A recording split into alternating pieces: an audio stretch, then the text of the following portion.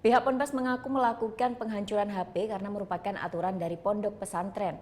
Klarifikasi ini pasca beredarnya video yang viral di dunia maya terkait penghancuran HP yang dilakukan dan diketahui milik beberapa santri yang dilakukan oleh salah satu pengurus pondok pesantren Ngabar, Ponorogo, Jawa Timur.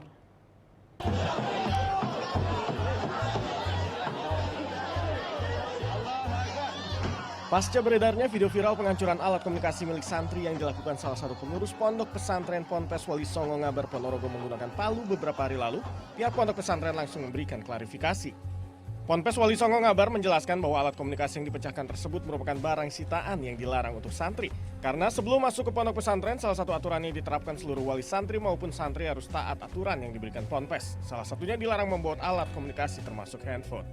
Itu sudah menjadi kebijakan pesantren yang tidak bisa dimasuki oleh publik sebagaimana mestinya, dan semua wali santri dan santri sudah paham tentang itu, dan kami cukupkan sampai di sini, dan semoga ini menjadi pembelajaran yang baik bagi semuanya. Selain itu, pihak pondok pesantren mengatakan pengerusakan barang-barang terlarang yang disita pihak pesantren di depan santri untuk memberikan edukasi, efek jerah sekaligus menegaskan bahwa pesantren tidak mengambil manfaat secara material dari barang tersebut.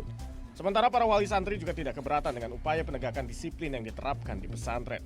Bagus sekali, positif, karena memang anak-anak yang masih labil itu efeknya sangat buruk.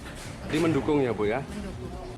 Pihak pesantren menegaskan tindakan perusakan alat komunikasi tersebut sudah sesuai berdasarkan pedoman peraturan santri pasal 9 nomor 1 sampai 4 dan didukung dengan surat pernyataan calon santri dan calon orang tua wali yang akan mendaftar di Pondok Ngabar. Hendra Sraka Setiawan melaporkan untuk NET.